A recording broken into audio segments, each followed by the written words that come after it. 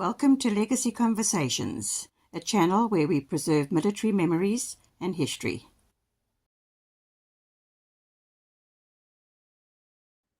Hello, Internet. I'm excited because, I feel that legacy has to do more than just record people, even though recording our military history is, of course, extremely important, because that gives us the chance to actually write our own history. And the sad thing about life is if you don't write your own history, someone else is going to write it for you. And I guarantee you, it's not going to be as nice as you remember it, because these learned people normally turn out to be very liberal people, and they are also in the ivy towers. And so they don't really know what was happening. And they follow a certain pattern, which is annoying. So I'm really grateful when people speak to me, and I'm excited to speak to people. And just a while ago, I spoke to a fellow called Russel. And I believe he said to me, and he spoke very slowly because, my English isn't that good. He said his surname was Haikney. And he said it about 5 times so I could get it. I'm not sure I'm saying it correctly anyway, but then nonetheless, he's here as well. And he told us his story of his army service in the SAPF. And that was fascinating. And then he said to me, Koos, with the years to come, I had a bit of a problem with alcohol, and it got out of hand. And when I went to this place, this society, this place called the AA. Now there's a lot of stories about the AA. There's some people who say to me, Koos, these people are like a cult, man. Once they get hold of you there, they will make you stop drinking for a while, and thereafter you will definitely start smoking or something because they'll be leaning upon you. And all sorts of stories came out. And I recall that when I was still in the police, a friend of mine, he later went to Guthrie, the police counterinsurgency unit, and he had like a real drinking problem at the age of 23. And I recall my commander calling him in, and he says to him, listen, but I understand you have a drinking problem. And he says, yes, Lieutenant, actually I do. And the guy says, so what's your story? He says, well, by the 4th of a month, I don't have money for alcohol anymore. And well, that's not what the lieutenant wanted to hear, but guys, this is a serious problem. We're going to speak to Russel.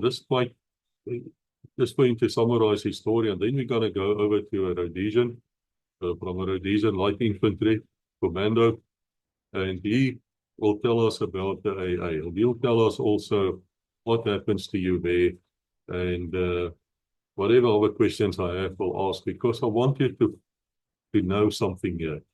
If you know in your heart that you've got a drinking problem, or your wife tells you, your wife is never wrong. Your wife tells you you've got a drinking problem, and please consider it. Please consider to get help. Please consider to go and see these people, because they know what you're going through. They've been there, and they can help you. So Russel, Frank, very welcome here. Thank you for your time. I really appreciate it. Russel, I'm going to begin with you. Can you tell me, just in short, what happened to you? You can start by saying you went to the army, and then just summarize for me how you ended up at the AA. How's that, Koos? Okay. So grateful, and it's so lovely to be on your program and to be able to share this wonderful part of my life now that I've become sober, been able through my higher power and the Alcoholics Anonymous to become to be sober. I've been sober for nearly 18 months now, and it's wonderful, absolutely wonderful. And you said that some people say it's a undercover organization and it's a cult. It is absolutely not. I can honestly guarantee you that you if you have a problem, please just Google where your nearest fellowship is, where your nearest group is, and go as soon as possible. Don't hesitate at all, because what I found, I have to drive quite a long way to go over 100 kilometers from Bredasdorp to Hermanus, but I'm prepared to do it all the time, and every week it is. I was greeted so warmly and taken in so warmly. The people wanted to hear my story. They wanted to help me. They offered friendship. They offered fellowship, and it's so great to be able to go to a group that understands, because there's no doctor can understand this problem that of alcoholism. No psychologist has honestly any clue really what is. But I can tell you one thing: another alcoholic, you talk to, he understands exactly what you're talking about, where you're coming from. So that's the wonder of it. And yes, there is so you read certain things from the big book, what they call the big book, which is the AA sort of manual. But it's very easy reading. The first 100 and I think 130 pages like is describing it all and what and then afterwards it's all stories about people's trials and tribulations through alcohol. So it's wonderful. And I went through times of my life where I was very desperate. I didn't want to drink, but it's a devious, all powerful, horrible thing. And I found restitution. I found a way to handle and combat it and get on top of it. So yeah, of course, it's a wonderful program, and it works. It really works. If it worked for me, who's arrogant and arrogant and didn't want to listen at first, and thought, okay, you can do it on your own. You can't. It's the fellowship and your higher power. Whatever your higher power is, he takes you in hand, and you go in the fellowship of the people, because they will tell you, there's some stories, there's some scary stories of what's been happening to people with alcohol. Because at the end of the day, this ends in total chaos and destruction of your body and your family and your whole life. So I just beg people to go to the nearest AA and join the fellowship. You will be amazed. You will be absolutely amazed. I want to introduce you people to Frank Guthrie, and I think once again he'll have to rectify the way I said his surname. If I said it wrongly, sir, I do apologize. I believe you're a veteran yourself. As I mentioned, you served in the Saints, Rhodesian Light Infantry, and this man was also on the Fighting Men of Rhodesia, so we will probably get hold of his video and broadcast it for you as well, because we're always interested in what happened in Rhodesia, because you know, and I know, that it was one war. And especially as a police member, we were in Rhodesia long before the national servicemen in South Africa got to Wambuland. And we had fantastic experiences there, and that's where we learned the tricks of a trade.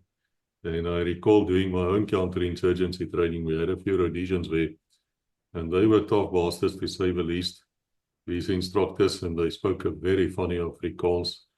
And they would meet God and the Queen sometimes, which was funny. But they knew exactly what they were talking about. They would say to us, okay, you see this kid? Now half that kid and half it again, because you're going to run. And then that they did. And we think of the fire forces and all those concepts I introduced. Anyway, Frank, please talk to me and just tell me, are you speaking officially here for the AA, or are you speaking as a man, unofficially? Morning, Koos. Thanks very much for inviting me on. Russell, good to see you. And thank you for this opportunity. It's important to me to do this. Nobody speaks on behalf of AA. AA is, we're members or we're not. And it's one of the things that differentiates it, I think, from that idea that it's a cult. AA doesn't tell you what to do. It helps you to find your own truth and your own path. And in doing that, you separate yourself from a cult immediately. But, we all know the worst person to speak to about living in South Africa is a guy who's immigrated or a guy who's about to immigrate. Don't go chat to them. They just destroy everything. I mean, they just got nothing good to say. And it's the same for guys who come to AA and it doesn't work for them, or they don't do the work and they don't feel it. So they're not going to blame themselves for that. They're going to blame the organization. So they come up with all these bad things. don't. My only suggestion is that, because I was not one, I didn't want to go to AA. It was the last place I wanted to go, and but just keep an open mind. Go find out what it's about. It might work for you. It might not. It is not the be all and end all of alcoholism or the cure to alcoholism, but it is the most successful cure, long-term cure for drinking problem that we've ever had as humankind. So it's worth giving a try, and it's worth listening to. Yeah, it worked for me, and so I can't speak on behalf of AA. I'm just somewhat drunk. Yeah.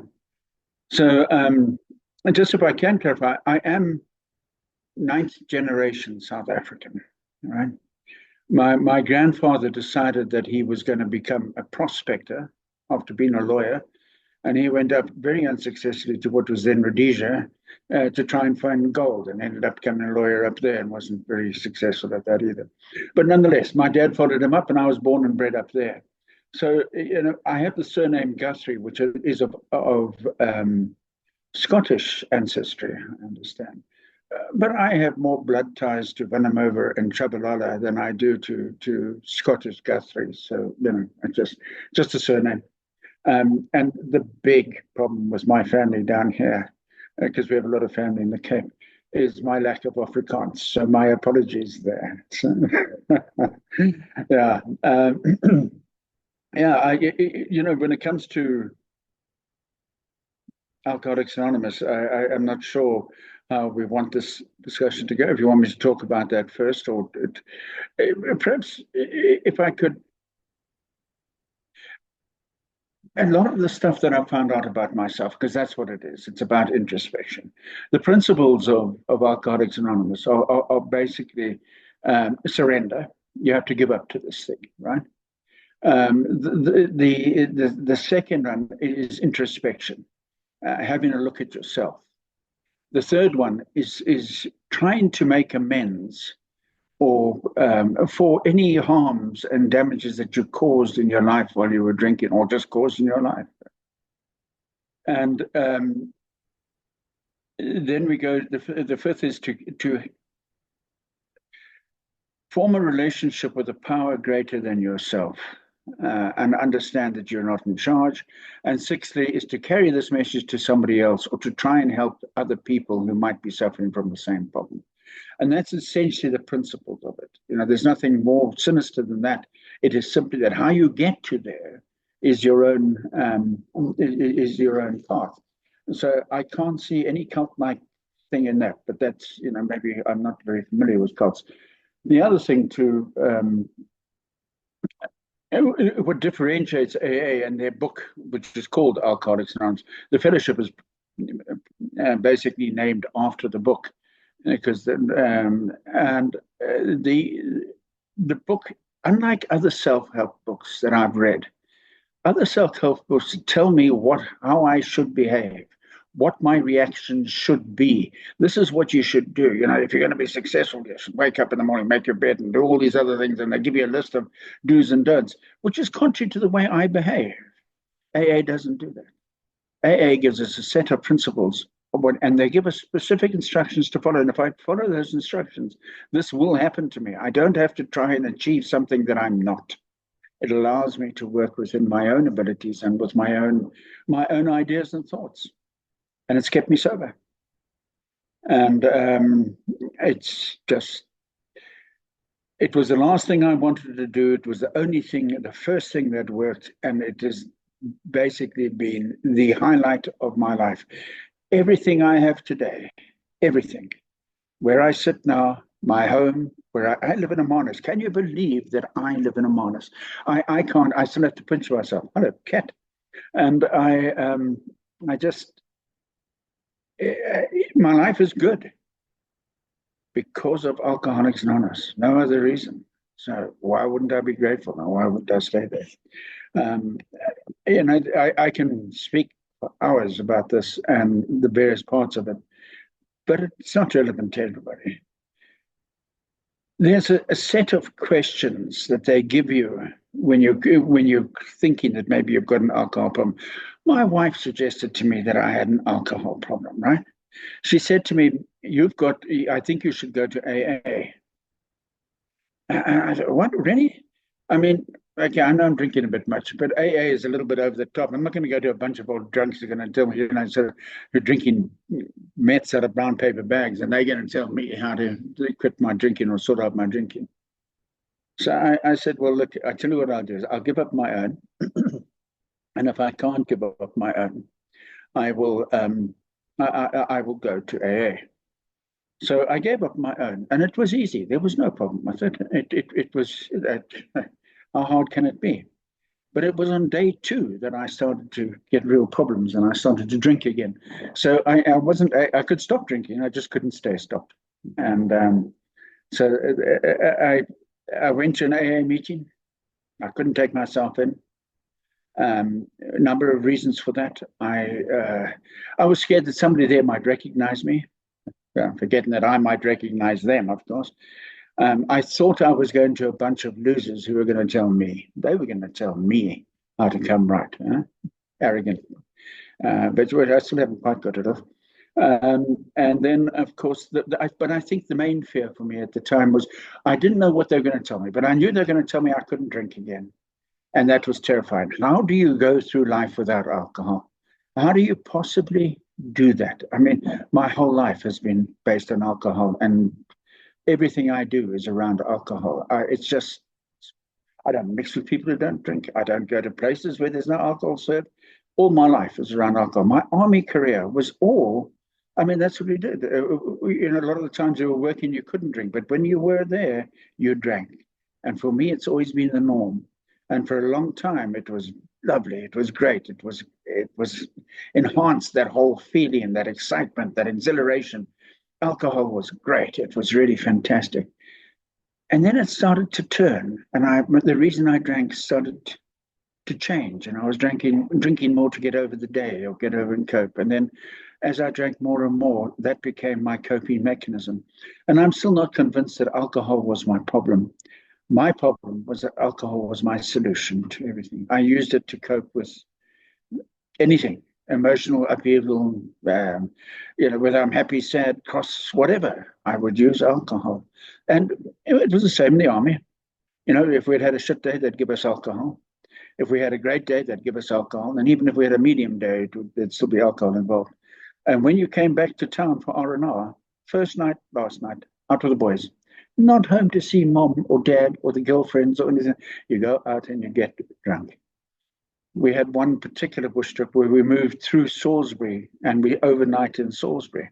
Now, most regular people, you would imagine, you've been out in the bush for 4 weeks, you want to spend a night with a girlfriend. Not us. We would go out and drink that night because we were officially still on a bush trip. This wasn't home time. This was drink time. And alcohol was the spotlight was just there. And everything in my life is about it. Subconsciously, I've always believed that alcohol was my best. So now I'm trying to give it up. And I couldn't understand how you could do that. Eventually, I went to speak to somebody about it. Somebody that I'd met, he told me he was an alcoholic. So I agreed to go see him. And I went, and my wife came with me, right? And she came to this meeting, and I sat and I talked to this guy, and he told me about his ideas of alcohol, what he had been taught, and the disease effect of alcoholism, and a couple of other things. And he told me about the fears that I used to have at 3 o'clock in the morning, the way I'd wake up. He told me so, and I could, because he was an alcoholic, I could understand him. He was talking my story. And after sitting and chatting to him for over an hour, I got into the car, and I was sitting in the car quietly, just trying to, contemplate all that I'd heard, and trying to, I was just awestruck almost. And my wife turned to me and she said, "Well, that was a waste of time, wasn't it?" They do not understand. If you don't drink the way I do, you do not understand. And, she's the one who would say, "Well, why didn't you just slow down?" I said, "Why didn't I think of that?" Or, "Why didn't you drink water in between the drinks?" Or, those ridiculous things. I don't drink like I do because I want to. I drink like I do because I don't have a chance.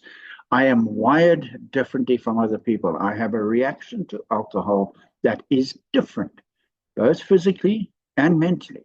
Physically, when I start drinking, it's almost impossible for me to stop drinking. I have a physical reaction that says once you've had one drink, you want two. When you've had two, you're on four. And when you've had four, there's no but. Right? There's no stopping me after that. And the next most important thing in my life becomes the next drink. I'm not going to slow down. I'm not going to drink water in between. I'm just going to drink. And I'm going to drink until I pass out, money runs out, or I end up in jail or hospital, something like that. I have no control over where I'm going. And you never know what I'm going to do when I drink. I thought my wife would be quite excited, but at least, I think every family should have at least one alcoholic. It keeps them on their toes, right? But it's, so yeah, so she didn't understand at all. And I went in and I started to do this thing. I didn't fully believe in it. I too thought that it was some sort of culty thing. And they spoke about it being a spiritual program. I had no concept of what a spiritual program is. I just thought, well, if one of those buggers, one of them lays hands on me, I'm out of here. And nothing like that happened. It was just pure. It was one drunk speaking to another, and we could relate. And how did we get over this thing? And when I created this thing about never drinking again, I still will not tell you that I will never drink again, because I don't know. If alcohol is your solution, like it is for me, maybe something bad will happen in my life that might turn me back to alcohol, or I might lose my contact with God or whatever it is, however I see it, and I'll go back to alcohol. I don't know. But what I can tell you is that I won't drink today. And one of the reasons I won't drink today is because of this. This helps my recovery, speaking to other people about alcoholism, trying to carry this thing. It's part of what we do just to keep us sober. And doing it one day at a time is the only answer I have to how are you going to do this forever? And that's what I do. Tomorrow I'm going to out and I'm going to go get hammered.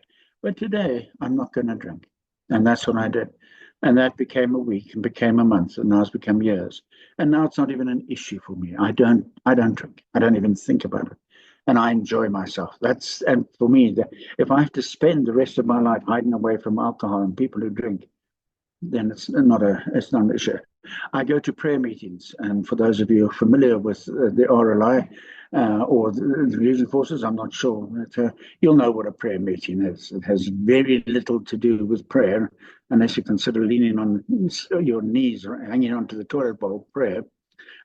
It's all about having a party and drinking, and we just told people it was a prayer meeting, so we had an excuse to go drink.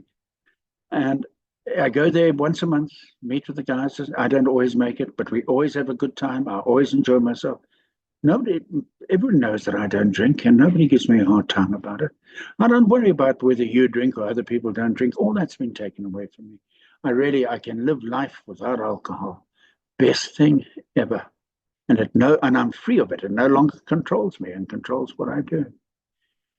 And I started talking about when you come in and you start to wonder whether you have an alcohol problem. There's 20 questions that they give us, and you go through these 20 questions, and it says at the end, if you've answered 3 of these corrections in the positive questions in the positive, you are likely to have an alcohol problem. And I had lied on my first one, and I probably got about 12 out of 20 right. So if I'd done it honestly, I would have been more of an alcoholic. But you can replace all of those questions with just one question. And that question is, have you ever completed a questionnaire to find out whether you're an alcoholic or not? Because people who don't drink like me, who don't have a problem, don't complete those questionnaires, I promise you. If you think you've got a problem, do something about it. When I started to try and control my drinking and drink only on weekends or drink only whiskey or only beer, as soon as I tried to control, I'd already lost control. I lost control of my drinking way before I knew it. So all I can say to you guys, if you think you've got a problem, just do a little bit of investigation. Don't allow it to destroy your life, because it doesn't just destroy your life, it destroys your family's life. It destroys everything. It took away almost everything from me. It wasn't going to kill me. It didn't need to kill me, because it took me to the point where I wanted to kill myself. So it didn't have to do that job. I was going to do that for it. And now it's changed. It's completely reversed and around. And I don't want to sing too lyrical about it because it then becomes almost off-putting, like I'm a born-again hippie alcoholic, and I'm not that. I'm just somebody who's extremely grateful to have found a solution to a problem that was destroying my family's life. Want to say to all of you, hello to Tiger. I'm alone here in Phuket. The wife is still in Switzerland. So he joined us for this meeting. I don't think he's a drunk. He drinks some milk, but you all are welcome. I have a few questions. If you two don't mind, whoever wants to answer is fine with me. I just want to say that I did look a little bit at how I started. And it's very interesting to me that Russel said that, that he got the feeling that the doctors will learn it mean the psychologists perhaps don't quite understand what you're going through. And that's a very common thing with veterans. And we do have psychologists here on Legacy who spoke to us, veterans themselves. I think of Frans van Staden, the 3-2 Battalion company commander. And they have a certain way of doing things with vets, which is fantastic. But this is a different topic, a totally different topic. And I found out, and if I'm wrong, gentlemen, please correct me. I'm staying to be corrected. But I found out that when the AA started, and I keep talking of the AA because I can't say Alcoholics Anonymous. That's a bit of a hard word for me in English. So I'll stick to AA, man. And I found out it actually started with Carl Jung. And that there was a certain Mr. Wilson, who was one of the founders. And he had a problem with drinking, American uncle. And he went to see this famous psychologist, Carl Jung.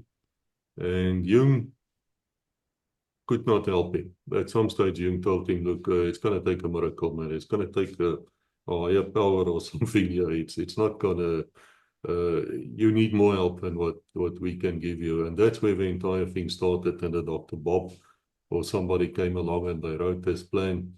And they wrote this book, a great book. And I'm glad you tell me that it's not a cult and it is not something to fear. It's not like a happy clappy where you arrive and then there's people all over you and they want to chase the evil spirit, the drinking spirit out of you with prayer and things like that, because that won't work. It won't work. And I want to ask you people now directly here, does this start with something which clicks inside you?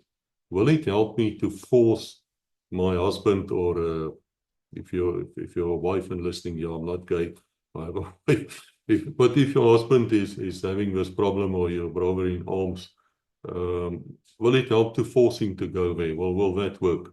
Russel, what do you think? Of course, in my humble opinion, you cannot force anybody really probably to do anything, but especially alcoholism. It's a very sensitive problem to most folks, and you will not be able to force your wife nor your friends or anybody will be able to force you to go. The door can be opened for you to experience this amazing phenomenon of going to AA and getting help, but you have to go absolutely of your own accord. In my opinion, you have to do it yourself, and you have to you have to make the effort. First of all, you have to decide that you have a problem, and then make the effort, and as soon as possible, because your life is running away, and if you're not doing something about it, you're missing out and you're in trouble. So go as soon as possible, and you will find that you have to. It has to come from inside you. You have to hit that rock bottom, hit that place where you just know that now you've got to. It's time to do something about it, and go and seek this help. And it does work. It works. It really works. My wife spoke to me out of love, right? The Catholic priest spoke to me out of, I presume, love. People would speak to me about my alcoholism. They always spoke down to me. I always felt like they were talking down to me. because they just didn't understand. And they would, and if you're an alcoholic of my time, I do not like getting spoken down to. And I react badly, and I always do react badly to. I had a good buddy, right? And he ran a nice business here in Pretoria, and a security business, very nice business, lovely wife, everything going well. I'd come in, I'd sober up, and I got to hear that Neville was going through bad times, and I found out that he'd lost his business. The wife had left him, the kids had gone. He had ended up, he was bankrupt. He was living in a little house, a little room at the back of in a plot somewhere. And I knew that Neville always drank. He drank far more than I did. But that how much you drink does not define whether you're an alcoholic. It's how you behave when you do drink. That's a problem. And Neville always drank more than I did. So I wanted to help this guy. So I went out to see him. We had breakfast. We went to a little cafe, and I had breakfast there with him. And I had a beer with breakfast, and that's okay because I'm new. I'm doing this, and I started to speak to him about AA. And it took him a while to realize what I was doing. And then he did. And he just stood up and he started to swear at me. Who the hell do you think you are? Coming here to tell me that I have a problem with alcohol. And he just got so angry, so cross. He has a man who's lost everything, but wasn't prepared to accept that he had an alcohol problem. And, I probably destroyed any chance of that man ever going to AA because of my actions that day. I just put him off completely. So don't try, my advice is when I speak to somebody and they tell me that they have a friend or something like that, I just say, well, look, tell them that you've met somebody who seems to know a little bit about this. Ask them if they want to chat to me. And if the person wants to chat to me, I will go and speak to them. If he phones me and says, Frank, can we have a cup of coffee or a chat? I will go. I will not go and see somebody who does not ask me, because all you do is put their backs up. And you might be destroying an opportunity and destroying a person's life. Neville died sometime later. I'm not going to take responsibility for that. But, maybe things would have turned out differently if I hadn't behaved in that manner. So, don't try and force other people to do it. This is a path we find ourselves. But sometimes I need to be told that I had a problem. And if I hadn't been told, I probably wouldn't have sought help because I wasn't convinced it was a problem. Now, Russell said something. Sorry, carry on, Frank. Sorry, it's not important. Carl Jung, Alcoholics Anonymous comes from 3 different places, essentially. The solution to our problem came from Carl Jung, who spoke to a guy called Roland Hazard, who was a very wealthy, comes from the paper business and had more money than God. And he came there and spent a year with Carl Jung and went back and drank. And when he came back, Carl Jung said to him, look, you've got no hope, bud. You've got no chance. Alcoholics of your sort, I've never seen them recover. And Jung said to him, is there not something? At least Hazard said to Jung, is there not something? And he said, look, once in a while, every now and then, I see a case of a person who's had some sort of personality change brought about by some spiritual experience or spiritual awakening. He says, and he described it as a phenomenon, something he could see but could not understand. And he said, I've seen people recover who find this thing, and that's the only thing I know of. And there he gave us the solution to our problem. And Jung thought that it was because he was fairly religious that was going to be and this guy said, no, it's got nothing to do with religion. There's something more to it. There seems to be a personal reaction required with a power that's greater than you. I don't know how you get it, where you get it, but I suggest you do. So Jung finally comes back to the States, hooks up with a group called the Oxford Group, who are an early English group. And the Oxford Group got their name from us in South Africa. And it's a little bit of AA history, if I may.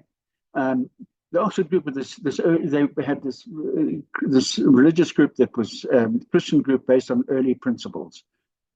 English before the Catholic Church and all the other churches got involved, going right back to the basics of Christianity. And they had formed a way of getting, they had a 6-step program that involved those 6 principles that I spoke about just now. And that was how you found this relationship with your God. And their God was obviously Jesus Christ. And they were carrying this message around and about because that's part of it. And they came to South Africa and they get on this train. This is back in the early 30s, right? So they get on the train, they're going down to Cape Town. And do you know that they had blacks in that group with them? How appalling is that? And these blacks were sharing compartments together in this train. And people kept saying to the conductor, do you know what's going on there? You know, that was, and he said to them, but you know, they're from this university in England, they're different folk. But he got tired of this. So he wrote on a little sign outside their windows, the Oxford Group, so people would understand why they were of mixed race. And that's where the name just stuck.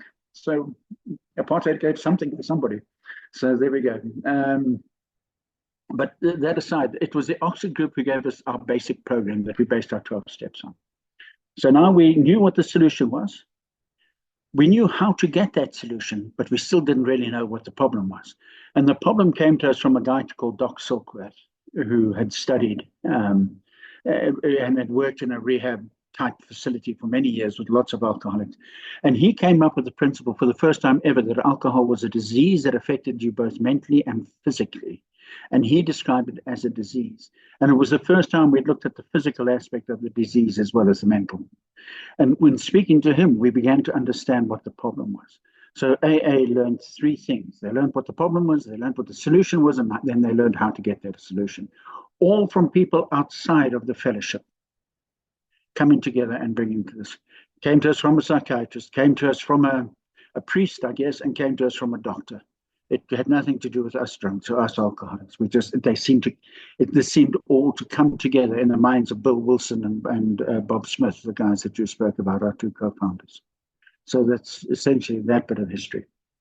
It's important that we know where you come from, especially seeing in the way which people describe you. And as you say, probably people who have failed and now they're angry with everyone. I mean, we saw it in the army as well. I mean, a guy cannot make a selection for a paratrooper course, so now, you know, F a bat. So he doesn't like him, and he just goes on, and the instructor didn't like him, and this guy didn't. And you know what? It comes back to perhaps accepting responsibility, and that was my question. And I want to know from you too, do you actually have to reach rock bottom? Do you have to be out on the streets, or can you get intervention before that? The moment you realize, man, I've got a problem here, even if I'm a functioning alcoholic, I've got a problem. Rock bottom is a relative thing. And it can be rock bottom physically, it can be rock bottom mentally, it can be rock bottom spiritually. And essentially, I think people who come to AA, people who are looking for a solution, are seekers. We're looking for something better in life than the bottom of a bottle. And for me, I'm not one of those drunks that lost everything. You know, I hadn't lost my house, but I'd had to sell it. My business was going to hell. I was in a bad way financially, but I hadn't hit rock bottom. I wasn't living on the streets or anything like that. I hadn't lost my car. I hadn't. That's not true. I lost my car a couple of times, but I could normally find it the next day. So it was I didn't hit it, but for me it was a spiritual, or just I had had enough. And you decide when your rock bottom is. And often you'll hear people and you listen to their stories and you think, well, God, how did you not know that? But people hit what you think is a rock bottom, and then they find a shovel and they start digging further, huh? And they seem to go down to another level of rock bottom. Rock bottom is not definitive of whether I need AA or not. It's up to each of us and how we feel. Have I had enough of life as it is now? Or am I prepared to keep doing what I'm doing? And that seemed to be my problem. We kept doing what I was doing and expecting a different result. And that is a definition of insanity. And that's what I kept doing that. I kept just drinking and thinking, well, this time it'll be different. This time I won't get so drunk. This time. And it just never changes. So and I think the realization of that what I'm doing is not the solution to what I'm doing. And then the realization that I cannot fix my own thinking with my own thinking is sort of a rock bottom thing. So rock bottom is relative. So you don't have to wait. You have to understand there's a problem. find out where the local AA is. And what do you do then? Do you call them and make an appointment, or can you just walk in? Or how does it? Walk in, Russell. I don't know how you came in. I phoned in. I got to AA line. They told me to go to this meeting, which I didn't want to go to a meeting. So again, and then what I do if I get a phone call, because I think Russell and I both get phone calls from various people, I always try to get to speak to the person before they come into a meeting, just to give them a little bit of, to soften the thing, because it's never going to be what you expect it to be. It's going to be completely different. And I promise you, one of the first things you'll have that'll go through your head when you come into an AA meeting, you look around an AA meeting, you'll wonder where the drunks are. Because none of us look like we're alcoholics in that room. It's not a group of, that sort of preconceived ideas. Cancel preconceived ideas. Come and find about it. Whether you just walk into a meeting, you'll be welcome always. Whether you phone somebody, try and get a name and come in, it doesn't matter. You can go online, you can read all the material. There's all sorts of pamphlets. There's a welcome pamphlet that asks you all sorts of questions. But all of that is intellectual. Your rock bottom is a hard thing. When you feel it, that you've got to that point, and that's best to speak one-on-one with somebody else. You say to me that you are wired differently. You're not the same as anybody else. And therefore, your body, I suppose, is more susceptible to alcohol indulgence. Now, if that is true, and I have no reason to think it's not true, I believe you. I believe you're different, and therefore you understand each other. But then there's no shame in this. When it is just as well as treating a heart attack or cancer or something like that, it is a disease. It's recognized as a disease. I can explain some of the aspects of the physical disease, but I would like me to. I have an enzyme deficiency, right? And there's a certain process in the breakdown of alcohol. And the last process, and I forget the actual technical term, but the last process is the breakdown of alcohol from carbohydrates to sugar and waste. And the enzyme that does that acts on that last process is deficient in my body. And alcohol breaks down a little bit more slowly. And the result is I get an acetate left in my body. The last process is the breaking down of the acetate into carbohydrates and waste and sugars and waste. So that acetate remains in my body, and we know that acetate is what craves a desire for more. That's the addictive side of it. So that acetate, I want to have more. So the longer that acetate stays in my body, the more I want of it. So I have one and I've got this, and I have two and I've got twice as much, and so it progresses. Normally, a person would just get rid of that almost, quite quickly, and they wouldn't have that desire. So what it means is the more I drink, the more I want. And that is something that other people don't understand. And my next most important priority is where my next drink is. And I'll do, as I said, I'll do anything to get the next drink. So I have that physical reaction. We also know that acetate is a poison. I mean, you use acetate to take nail varnish off or clean fiberglass and that sort of thing. So it's a poison. And it destroys our pancreas and our liver. And the pancreas and the liver are the two organs that produce the enzymes that I am short of anyway. And so that gets progressively worse. But they don't seem to revive. Once I've got this reaction to alcohol, I'm always going to have this reaction to alcohol. I don't know that I always did, but I certainly, over time, I crossed some line, we refer to it as an invisible line, where that kicked in. And I started to have this physical reaction to alcohol. So, I'm wired differently, but I'm also wired differently mentally. I have a different reaction that way, because alcohol, it gives me a solution.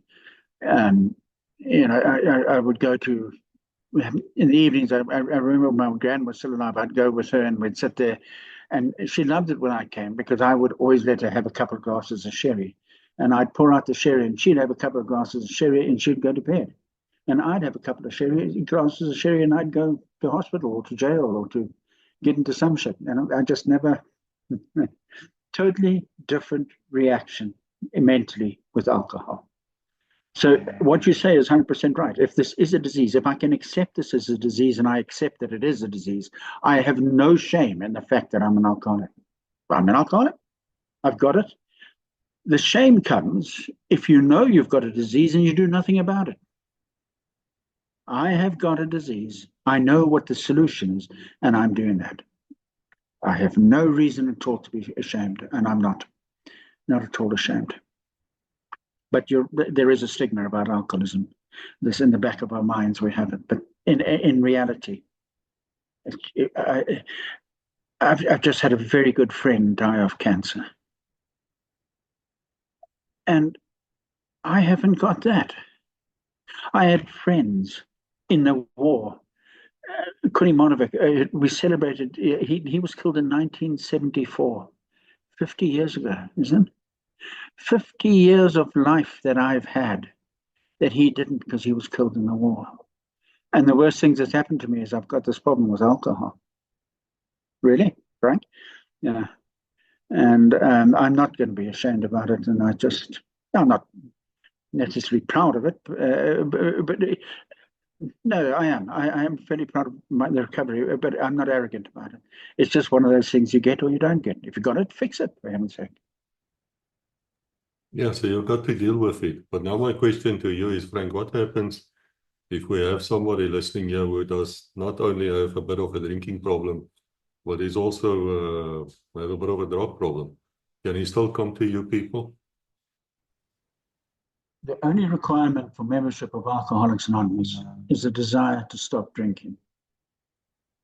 You show me one alcoholic who claims that his only problem in his life is alcoholism, and I'll show you a liar. You know, we all have other problems, but we don't try and all fix them in Alcoholics Anonymous. We come to Alcoholics Anonymous, and that's what has given us that's why we've managed to survive for as long as we can. We don't try and solve other problems. We are alcohol. That's our problem. Our primary purpose is to help other alcoholics. That's it. And if you have a drug problem, we're never going to excuse you. People come and they even say that they have drug problems. That's fine. That's up to you. That's your problem, not ours. But we do not. I'm speaking on behalf of AA. I don't. AA does not provide a cure for anything else aside from alcoholism. And so we ask people to stick to that when they come in. Okay, the solution is much the same for both addictions. But yeah, we are exclusively alcoholics. But it would still benefit him to come to you. Oh, yeah. You'll find that many drug addicts come there, and they will come initially and they'll describe themselves. You know, you see in movies, you tell them, oh, my name is Frank, I'm an alcoholic. That's not derogatory or derisive. I do that because I need to remind myself from whence I come, because I'm an arrogant son of a bitch, and I will forget that very quickly. So I remind myself, it's not about telling you I'm an alcoholic or telling the world, it's about telling me that I'm an alcoholic. My name is Frank, I am an alcoholic, right? So people introduce and say, my name is Frank, I'm an alcoholic addict. It's up to you, you can say that. But immediately you create a separation from the other members.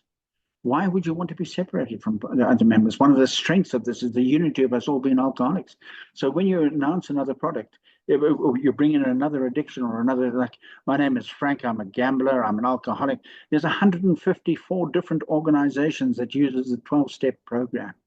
So, I mean, you can sit there for an hour describing all your different problems, and we will get completely distracted for what we do. We deal with the alcoholism only. And a lot of people with drug problems especially come to AA. They found the program. And the AA Narcotics Anonymous use our steps. They use everything. The program is much the same as ours. But their focus is on narcotics. Ours is on alcohol.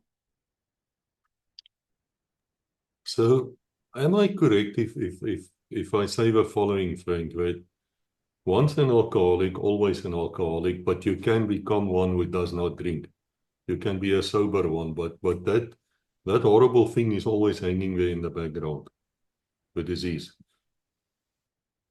That's right. I'll always have that. I'll never be able to drink again normally like another person. It's like, I don't know, catching cold. And while you've got the cold, you're ill, but then you go to the doctor and you get some stuff for it and you're cured. It doesn't mean you're not going to catch a cold again. If I go and sleep in that wet field again, I'm going to get a cold, right? We're cured of the results of alcoholism. I consider that we differentiate between an alcoholic and a drunk, essentially. I'll never be cured of my drunkenness. I will always have that reaction to alcohol. Once a pickle, you're always a pickle. You're never going to be a cucumber again. So once you've crossed that line and you've become a drunk, or you've come to that point, that's it. But my reaction to life, my reaction to everything, which is what this is about, it's a life program, and that you do recover. I consider myself a recovered alcoholic. I have not got over my drinking problem. And I'm only a recovered alcoholic for today. Tomorrow, who knows? Yeah. So what advice do you have to people like us if, let's say, we have a friend and we're coming to visit you? Would it be appropriate for us to order a beer or a wine at the table? Or should we rather, out of respect to you, not even think of such things? We're going back to that thing of talking down to us. You don't need to look after me. I'm looking after myself here. I appreciate what you're trying to do. I really do. I do appreciate that. But really, you carry on and you behave as per normal. I do not expect you to justify your behavior for somebody else. And you shouldn't have to justify your behavior. If you're living with somebody who's an alcoholic, a wife or a husband, then obviously in the interest of the relationship, it's best to tone it down a bit and not have wild drunken parties. If I go to a party, and I do a lot with our business, a lot of people here still drink. I do it with the prayer meetings. I stay there until such time as people start to tell me how proud they are of me, or they start to tell me all sorts of repeat stories, etc. And you get to that point where the drunken conversations got to the point which, then I just quietly withdraw, and they don't even notice you're gone. You think everybody knows that you're around, but they don't. When the alcohol got to that point, that's their problem. That's their thing. Don't change your behavior for me, please. Okay, so it's a matter of treating you with respect. It's a matter of just being you. Whatever you do, don't try and insist that I drink. Don't tell me that I'm not an alcoholic. Because and I was told that often, are you not an alcoholic, Frank?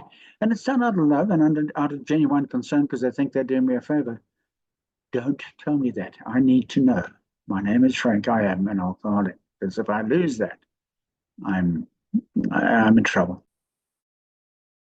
When people arrive at your meetings for the first time, would you find them defensive? Or would you find them perhaps desperate, or both? What's their characteristics? What's that?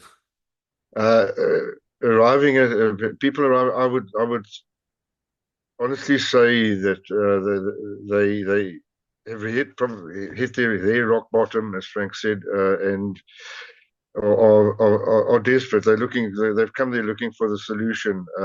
They're very wary, probably very wary.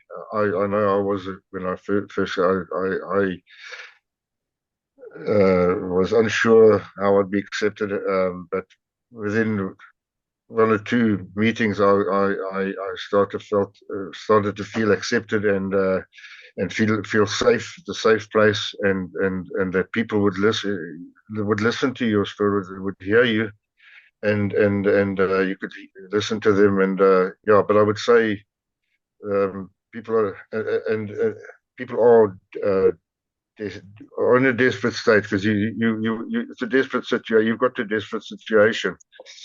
But what amazed me, if I can just come in there and say this, is like Frank says, when you come to that meeting, it's not a clump dronkies what I sit sitting there. It's intelligent, vibrant people that have this problem. And what really amazed me was the scope of different people there, from young men, young girls, to middle age, to old, like 80 years old. all people suffering with the same addiction gene. I think my wife says it's an addiction gene problem, and they all there to try and find a solution, and most keep coming back. Some have battle and then they come back again later. That's fine. We accept them back again. They fall off the back and they come back. So long as you keep coming back, keep coming back. How say you, Frank? I do think we should get a different name for them other than newcomer. Because, you know, a newcomer, I have this picture in my head of a little kid going to school for the first time, all brand new uniform, bright and shiny. When they come to us, they never look like that. But yeah, there's a belief, which I subscribe to, that everything is born of one of two basic emotions, love and fear. And most of my life is driven by fear or love. I came to AA not out of love. I came here out of fear. And I think everybody who comes to Alcoholics Anonymous comes out of fear. Fear of what might happen to them if they don't drink, fear of what's going to happen to them if we never drink again, fear of what these people are going to tell me. So it's fear-driven people that come in. And it's what happens when you meet a group of other people in the same boat, they just alleviate that fear. And that's what makes it so welcoming, because all those fears go to nothing. Do you lose friends the moment that you start going to the AA? Is it very possible that your mates will now, you know, turn their back on you and you end up sort of with new friends, I suppose, at your group? Yes, definitely. Your very good friends and soulmates sometimes do not understand full well what's going on, but they accept that you're going through this time of your life, and other people turn their back on because you can't go partying with them or you don't want to attend the parties that they go to, or go with them. You don't go to bars, and you don't go to places where your triggers are. So yes, you do.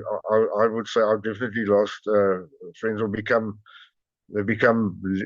don't see each other that much anymore. But you gain a lot of new friends, that's for sure, and people that you can really associate and understanding people. So yes. I would say so.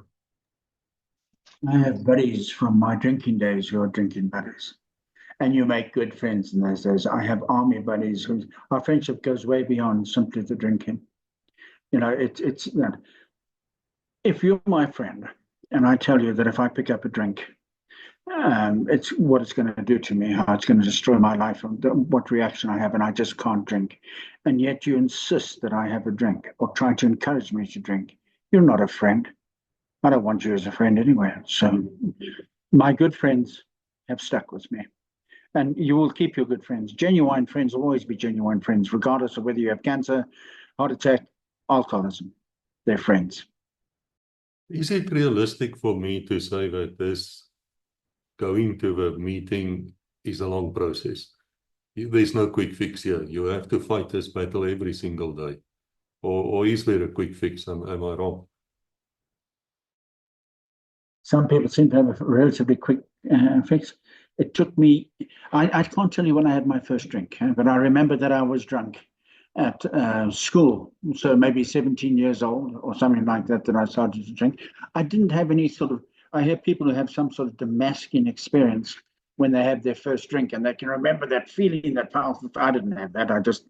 But I, obviously had something towards that. I quit drinking when I was 47 years old. So that's 30 years of drinking. And in that 30 years, my relationship with alcohol changed. My relationship with myself changed. My actions, my reactions, everything to life changed. You can't come in, take a pill, and expect that all to go away tomorrow. This takes time. And that's something else. It's wrong to give us as alcoholics a sort of common characteristics, but it's generally found that we are not patient people. And for me, instant gratification takes too bloody long. So I want it to happen now. But it is. You just have to work at it. It's not a quick fix, but it is a permanent fix. So how does it feel? How does it feel when you, after all these years, suddenly realize, wow, I've been sober for a year or how long? Does your body change Do you feel more healthy? What happens? Physically, I feel much better. Look, if I hadn't quit drinking, I'd be dead. I know that. I wouldn't even be here. So it's a moot point. But it's about my reaction to life and my interaction with other people, my association with a power greater than myself. I've lived in a religious life all my life. I've always been to church. I've been a churchgoer all my life. I've never had a relationship with my God the way I have it now. It's those sort of things that have changed in my life. It's that has just made this better than anything before. And we talk about the fourth dimension and the fourth rocket into a fourth dimension. And the three dimensions are the mental, the physical, and the spiritual. And the fourth dimension is when you've got all of those three in sort of sequence, or they're all interacting happily together. Doesn't mean to say they all have to be perfect, but that's that sort of fourth dimension of sobriety is what we're looking for here. And I think that's a major change. And that doesn't happen on your first meeting, or that takes a while. But immediately on your first meeting, there's a sense of euphoria that's almost, and we refer to it as that pink cloud, where you just know suddenly you've found a solution. Koos, yeah, I was definitely on the path to physically degrading. I was your face gets swollen. My liver was backing up. My liver functions were. My wife is a very good nurse, and she tested my liver functions, and they were off the chart bad. So physically, mentally, you feel unconfident because you don't want to make you'll make a mess up when you inebriated. So it was all those factors, and just this one thing comes to mind, because in the time of COVID, I'd stopped drinking then, and when you went into shops and the spray, this disinfectant, that you spray on your hands, that's got like 70% alcohol. That's how addictive alcohol. That immediately set the bells and whistles going. You immediately smell that alcohol, and it lights up all the things in your neurons in your brain. That's how powerful. That's how powerful for me. That's how powerful it was. Just that spray, that smell of this. I used to have a non-alcohol. I used to take it myself, and I said, "I don't want that. I'll spray this on," because that's even I smell it in the air. Somebody opened a bottle of wine. Sometimes you haven't been drinking for a long time. They smell. I can smell the molecules of that wine. I haven't got a very good sense of smell, but that registers really quickly. So, like Frank said, it'll never go away, the addiction, and it'll always be there. I mean, the craving will always be there, but we've got the tools now to be able to handle it physically, mentally, and spiritually. The AA gives you the tools to work through it, to process it, and we always want a quick fix solution. There's no quick fix to this. It's a process, but it's a good process, and it's a hard and strong process.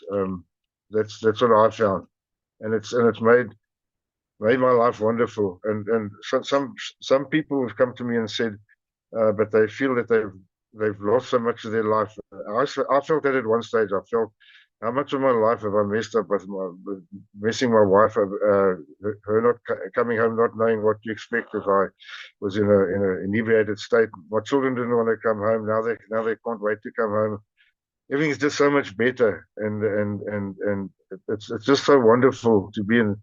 And people say to me, but they've missed so much. I've said, I've come to the conclusion that I was meant to follow that path, to know what it is like to be an alcoholic.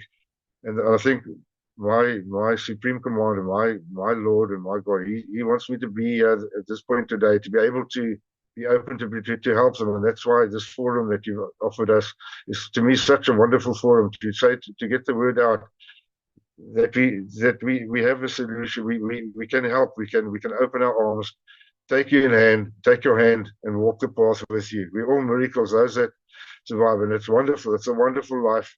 to be rid of the scourge of alcohol or to keep it at bay. It's hard, but it works. I know that there's a lot of you out there that needs help, right? And we've seen now that help is available. And we've also seen it's not a shameful thing to have a disease. So don't let people force you into a corner and tell you you're so slack that there's no hope for you. That's nonsense. There's hope for you. But you need to do something here. You need to stand up and you need to contact these people. I will leave the details here below, both of Russel as well as Frank. You're welcome to call them. And you're welcome to go to any of the AA meetings. I don't know where you guys are, but this is a worldwide organization. As far as I know, it's free. It does not cost you money. No one's gonna take the last of your money as well. And it's up to you now. You have to do something. And that's my appeal to you. And you know, here at the end, while we were talking, I was thinking many years ago, I read a poem. And I will put the poem in here, and I'm not going to read it for you because I'm not a romantic type of fellow in any sense of a word. But it was written by a Rhodesian soldier. I believe he was a Sergeant Chas Lotter or something like that. I might be wrong. And it's called Appeal. And I will never forget it, and I'm reciting it out of my head. And it is in some of my books as well because it's had an effect on me as a young man. And it starts something like, don't mind my hand shaking like this, Padre. It's like that when he's back in base. It's a total war type of poem. You can read it yourself. I'm not doing it justice here to tell you about it. You have to read it. And I think it will touch a lot of you, will see yourself exactly in what that poem is describing. And if it's like that, and you know in your heart you have a problem, guys, it's like Russell said, don't wait till tomorrow. Tomorrow you're going to find an excuse. Pick up the phone right now and make contact and start the healing process. You're not going to be able to heal yourself. It's not going to happen. These people tried it. Many of them tried it before you. And there's nothing wrong in asking for assistance. There's nothing wrong to reach out. Do that thing. It's a very brave thing to do. And I wish you luck in the future. And as we say here at Legacy, God bless you until we meet again. Koos, thank you. I'm very grateful to be able to share the message on your forum with Frank. I really hope all the people that are suffering from alcohol abuse and alcohol troubles in their lives and their families reach out to us. We can only do our best, and we will do our best to help you and get you on the path to being able to handle, give you the tools to be able to handle the addiction of alcohol and the problems it causes. So please, I beg of you, if you're suffering from this, just the door is open. Our hands are there to take you. We'll take your hands and we'll help you. We'll do our best to help you through, and you will find. You'll find your life will change into a wonderful wonder as it should be, and you'll be able to be confident and just be so happy with life as it should be. Thank you, Koos. Bye, thank you.